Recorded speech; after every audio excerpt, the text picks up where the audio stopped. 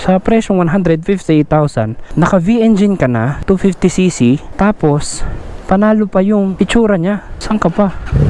Oh, wow! Ang brusko talaga nung tunog.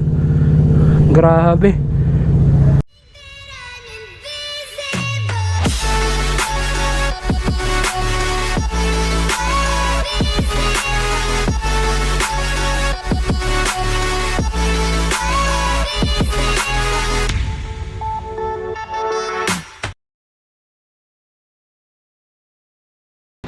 Hello guys, it's Sir Troy.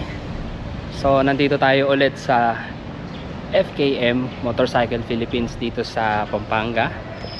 And ngayong araw ay hiram tayo ulit ng demo bike at i-experience tayo ulit ng panibagong motorsiklo. So ito hindi naman na bago sa akin, na-testing ko na rin siya once. Ito na pala, naka-prepare na. Pero this time magtatagal sa atin yung bike. At talagang bibigyan natin siya ng maganda-gandang comprehensive review. So ito yung bike na ipapahiram sa atin ni FKM, ang Victorino 250i. Pahapyawan ko lang kayo ng kaunti sa itsura at sa specification ng bike. So si Victorino 250i ay merong iconic na V-engine, 250cc, at ang kanyang bihes ay retro classic. Naka-telescopic yung suspension sa harapan. Naka semi dual sport tire na rin tayo ng mga gulong. Ayan, LED yung ibang ilaw, and then bulb type yung iba. So i-sound check na rin natin siya. Wow, 250cc na parang 400cc yung tunog. Isa kasi sa nagpaganda at nagpalaki ng kanyang tunog ay dahil wala siyang catalytic, ano? Kung mapapansin natin, meron siyang sensor doon pero wala siyang catalytic, ano? Straight lang siya na pipe, and then yung kanyang muffler.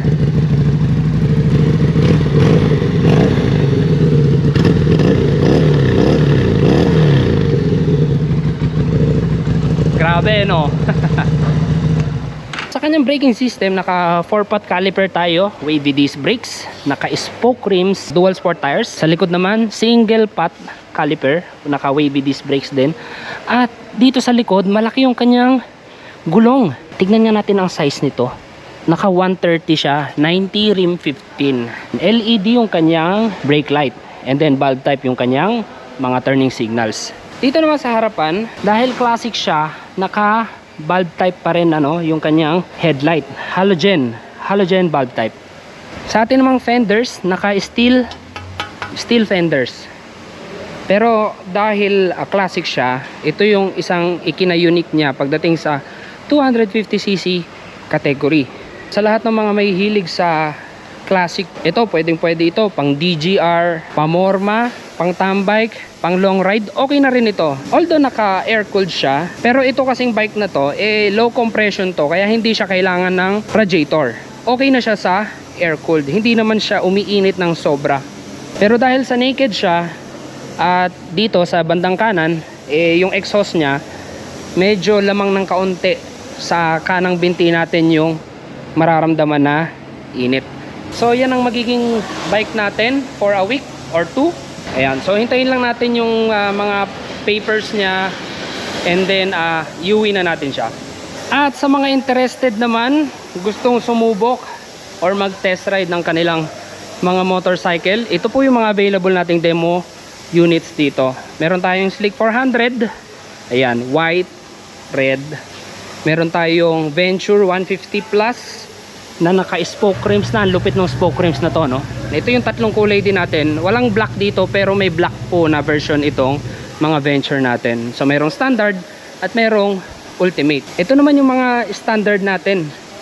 Ito, ultimate ito na hindi plus kasi naka-mugs pa rin siya. Ito naman, standard, katulad nung Venture 150 natin, meron din kasi tayo nito guys, ano, na standard lang na naka-mugs. And then yung Slick 400 pala natin guys, kung interested kayo sa mga reviews natin, meron din tayo niyan, ano, kasi bukod sa Venture 150 na binili natin, kamakailan ay bumili din tayo ng Slick 400. And then bukod doon, meron tayong Slick 150, meron tayong ADV 180, Pyro 175, Labi 150 classic scooter. At sa sport bike naman natin, meron tayong 3GP, 300cc po ito.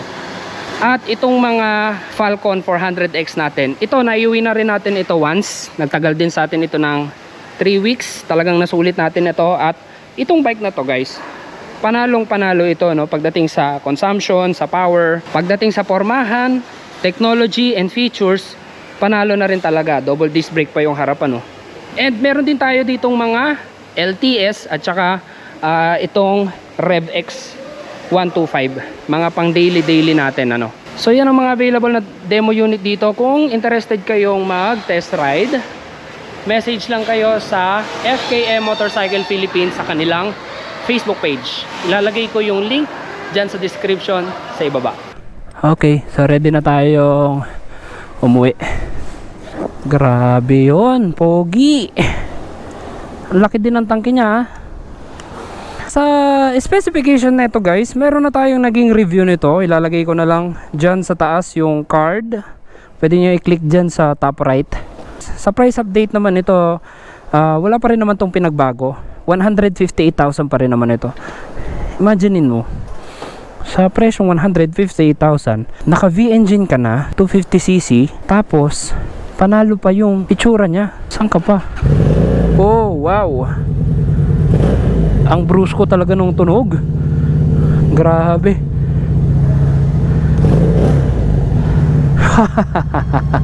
Sige, let's go.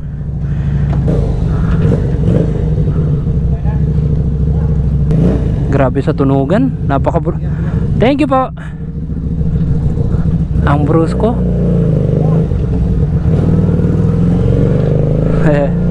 Diyan muna uli si Domo.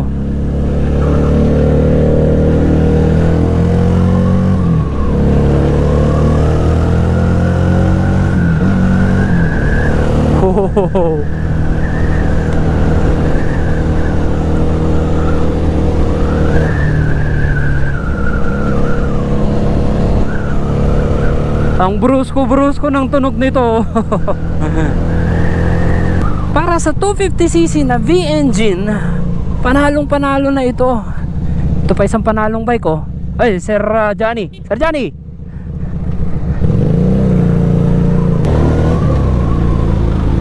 Sa traffic, napakadali lang niyang isingit-singit. Kasi magaan lang yung katawan niya, eh. Magaan lang yung buong bike. Lightweight lang yung kanyang frame. Tapos head turner pa siya kasi yung tunog pa lang, paparating pa lang ako, napapalingon na yung iba kasi akala nila may big bike na paparating sa likod nila. Well, actually, hindi naman to totally big bike. Bigger bike lang ito sa mga karaniwan. Pagdating naman sa kanyang gauge, yung kanyang analog tachometer, madali naman siya makita. At yung display panel na digital, madali naman basahin. Medyo responsive ng niya, throttle. Konti lang yung batak ko, nagagalit na yung makina.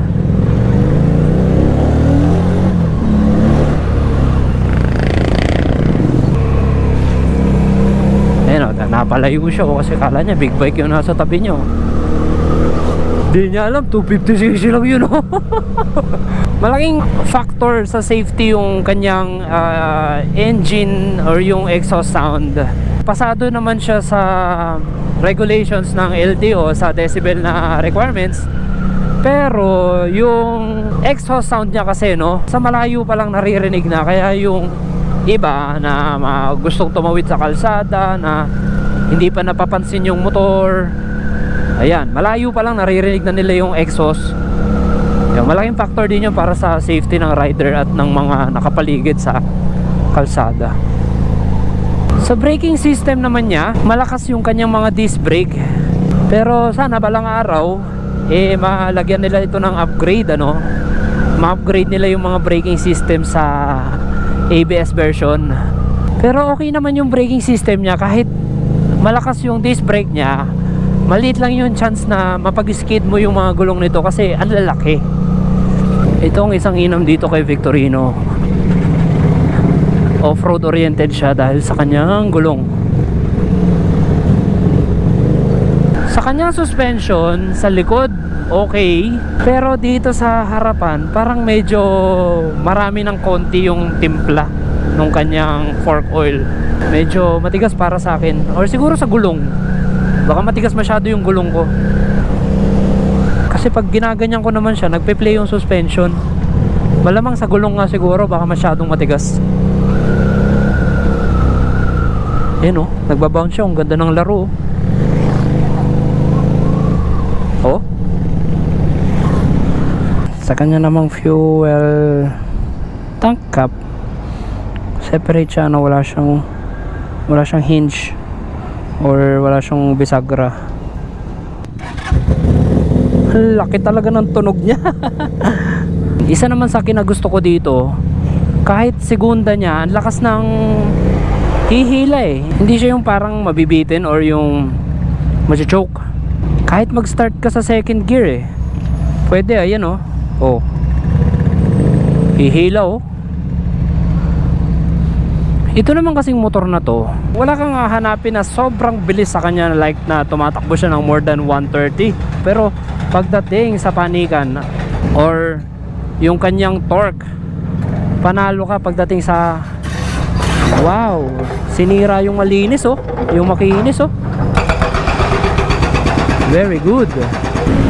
Sa kanya namang top speed, tingnan natin kung hanggang saan marating.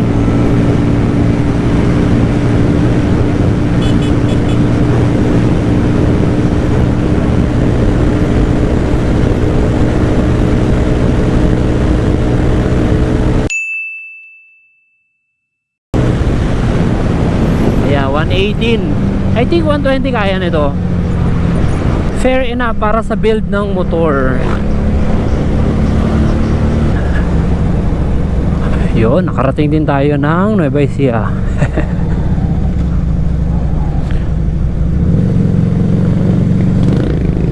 Ang chill lang ng ride natin sa motor na to, no? Na-enjoy ko siya kasi safe siya gamitin. Alam mo yun, ang macho-macho mo tignan sa daan at macho-macho ng motor mo pakinggan.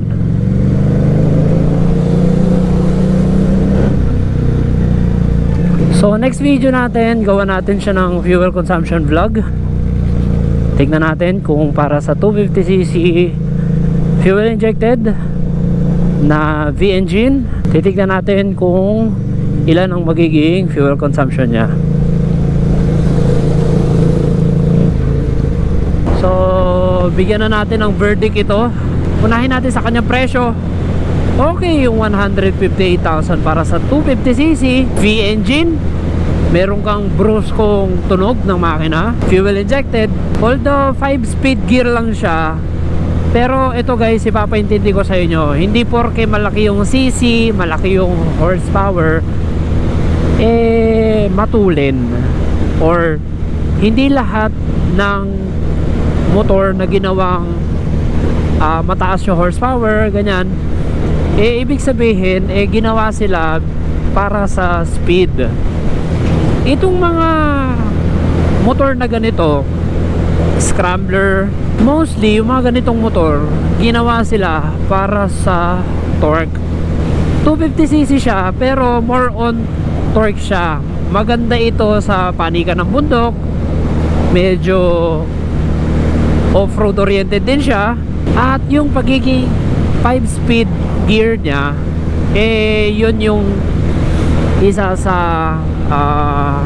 magandang katangian ng motor na to, dahil kahit 5-speed siya, malalaki yung mga gear niya. Kahit pumapanik ka, low speed, high gear, hahatak itong motor na to. Katulad kanina nung pinapakita ko, nag-i-start tayo ng naka-segunda or naka-second gear, humahatak yung motor ng kahit hindi mo gamitan ng throttle masyado. So yun lang yung gusto kong ipaintindi sa inyo. May mga motor na ginawa for top speed or racing, ganyan. Ako hindi naman all the time na-enjoy ko yung top speed. Kadalasan mas masarap pa rin talaga yung chill. So kung interested kayo mag-test ride nito, mag-visit lamang kayo sa Facebook page ng FKM Motorcycle Philippines at i-book nyo na ang inyong test ride sa kanilang main office.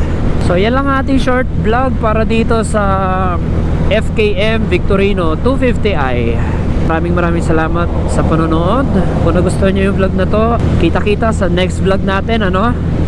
Ride safe and see you on my next one.